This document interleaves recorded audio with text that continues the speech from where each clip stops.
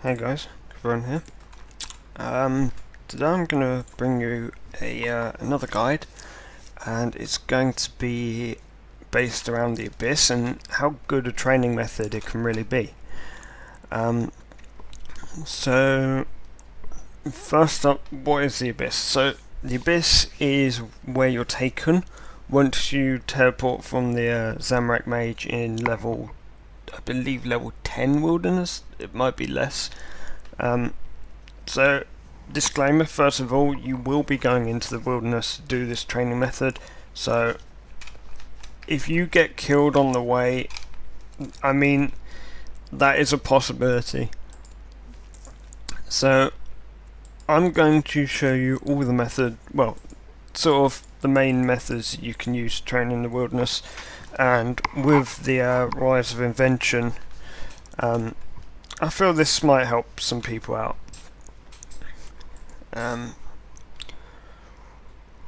So yeah, so you can do this, like, you can in theory train there at any level above, say, 100. You might have to take food if you're too lower level, but more higher levels won't have to, so bear that in mind. I would strongly advise this for anyone training any combat skill at high level, because this area you can get around 400-500k XP an hour, and that's not even factoring Invention. This is probably the best place in the game to do Invention, because there's a lot of clustered mobs all grouped together, and you don't have much health. So you can just AoE them down. They do virtually no damage to you. So I'm going to show Mage, Melee and Ranged. So I'm going to actually go into the wilderness now. I shouldn't be carrying all my expensive stuff because that advertises I've got both on me. You just right click and teleport. You have to have gone, like, you have to have done the mini game to get here. So have a look at that. Right. First off, we have to find ourselves a clear world. So there is a lot of crashing in the Abyss. I'll teach you ways to kind of avoid people crashing you. So once you're in the Abyss, if you go to this corner, this spot, this is actually potentially a safe spot for you to hop worlds. So I'm going to cycle through some of my main worlds first, and then some of the low pop worlds. Let's check the other side. So the two best spots here are down here and to the right. But there's someone already down here. Right, there's no one to the right, so we're going to start off here. Now, training here is going to be much easier for range mage, but it's also pretty good for melee. So, as ranged, what I do is I keep corruption shot on my bar. Some of you might not have it. It's from the raiding codex. If you don't have it, it's going to be slightly less XP, but it's still definitely worth it here if you're doing Invention or even just training XP. Although, I mean, I would recommend doing Slayer to train combat, because you have to train Slayer anyway. Well, you have to train combat anyway to do Slayer. So, next on my bar I've got, I've forgotten the name of this shot. It's this one, Ricochet. So this hits 2 additional enemies. I basically use no other abilities. I mean, I've got my bar set up for, like, these 4 abilities are for single target, but you want to be AoEing mostly. So for ranged, unfortunately we don't have too many AoE abilities. I mean, incendiary shot, your target's not going to live long enough. So your thresholds, you're going to be wanting to pump out bombardment constantly. As for the rest of your adrenaline, I mean, Death Swiftness is always good because it's passive damage. It's more damage, but it's only single target. Now, let's move on to Mage. Just switch my items out. Right. So, in Mage, let me get my bar. So, I need to adjust my bar. So with Mage, you're going to want to, if you've got Corruption Blast, which I currently do not, you want to have Corruption Blast at number 2, like it, well, or even number 1. You want to have that first, but then Dragon Breath and then Chains. Anything after, not too relevant. Typhoon is your best friend here because it just kills everything AoE. So I'd save all your adrenaline up for that. And now let's move on to melee. Now melee can struggle, especially with people crashing you. Like in my experience, loads of people crash you if you're melee. But if you're ranged and mage, no one ever does, and if they do, never for too long. So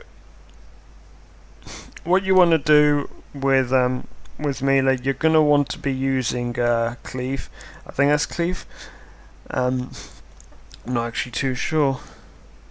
Let's just check. Yes, cleave. You're gonna be wanting to use hurricane like all the time. When Hurricane's on cooldown, you want to use Quake. So don't spend adrenaline on anything else aside from these two thresholds. And always have cleave on your bar. So now there is like the big downside to this area. I mean, actually, you could also use Meteor Rush as melee, but I don't advise it because the other two are AoE abilities as well and cost less. So the biggest problem I find with the Abyss and training the Abyss is the amount of people that come and crash you. So far, no one has, but people tend to do it a heck of a lot, and so if you're melee, it might be better off to find a different world if someone does. Like if someone brings mage or ranged, because in the Abyss, crashing is really not good for anyone, because you both get reduced XP. So, and people tend to like leave. People tend to do what I do and just stick there for hours, mostly to train Invention for them. Well, they don't even take an hour to train Invention. I don't have Invention yet, unfortunately. So, if you're melee and you get crashed, it's probably best off to find another world, honestly, than try and compete. You can always like try one of the upper spots, but they're not as good XP. If you're mage or ranged, then like by all means totally use all your AoEs. If you've got any of the corruption abilities and you're using that discipline of combat, you will outcompete anyone that decides they're going to try and crash you. That being said, anyone trying to crash you will still reduce your amount of XP, so it's not good to do the crashing, put it that way. You want to find yourself an empty world, which can be a problem, like sometimes. The way I'd suggest it is, if you're really having trouble finding a free world, it might be best to come back later. I'm not sure. So yeah. Something else you also have to keep in mind, which might not even happen in this video, unfortunately. After 10 minutes, you start losing aggro on these guys, and the way to regain aggro is you keep running round in a circle until lots of mobs start targeting you and going towards you. Then you go back to your own spot. It's best not to kill them this way, but sometimes you do with like a corruption shot or a corruption blast, because those area abilities are so good here. So yeah, this is like gear wise, I would recommend, if you're using melee, don't use dual wield, use two-handers. With ranged, I guess it doesn't matter, and same with melee. Well, same with mage, it doesn't really matter. I would recommend like something level 70 or higher here. I mean, it just, the added damage could mean the difference between a one-shot and a two-shot, and two-shotting is XP waste. Now,